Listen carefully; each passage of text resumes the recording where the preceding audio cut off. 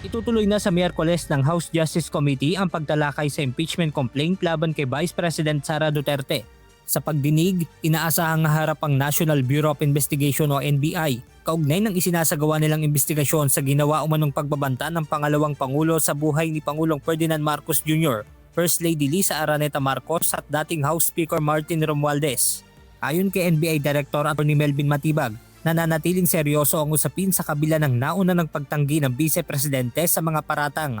We continuing investigation, hinahanap pa rin natin what we know. Ito sabihin namin, sa findings namin, that is something na ginawa niya, not spur of the moment na parang sasabihin na ano lang siya, metaphor lang siya, hyperbole lang. That is planned, actually. So alam namin na meron talagang kinausap, but we want to find out who is that person. May mga hawak na nila silang ebidensya sa ginawang pagbabanta ni VP Sara na kanilang ipepresenta sa Kamara.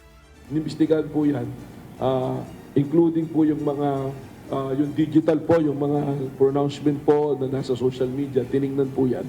And alam naman na po natin that there was a case filed by NBI before the National Prosecution Service of DOJ.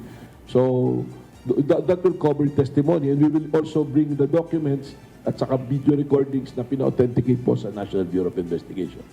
Samantala, iniimbestigahan din ng NBI ang isang lalaki na nagkomento sa live broadcast ng Radyo Telebisyon Malacanang o RTBM habang nasa isang public event si Pangulong Marcos Jr. Ayon sa ahensya, maituturing na aktual na banta ang naturang pahayag dahil naganap ito habang nasa labas at expose ang Pangulo. Dapat umanong mahuli ang nasabing individual para malaman kung ano ang kanyang motibo sa kanyang naging komento. Habang nagla-live si Presidente, kaya actual yung threat. Kasi nasa labas ang Presidente. Expose siya. That is an event. And you say, barilin mo. May wait yun, kasi nasa labas si Presidente. It's different kung nag-post ka ng ano, of course, it's still a threat. Pero this one, nasa labas ang Presidente doing his job, his day-to-day job as the President, tapos magpo-post ka ng barilin mo. What if one lunatic na barilin ko na nga to. Sabi, barilin eh. Di ba? So hindi yung threat order?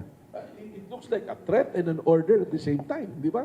Hindi natin alam sinong kausap din itong tao na to. That's why we are after him. Benedict Samson, humahataw sa balita ngayon.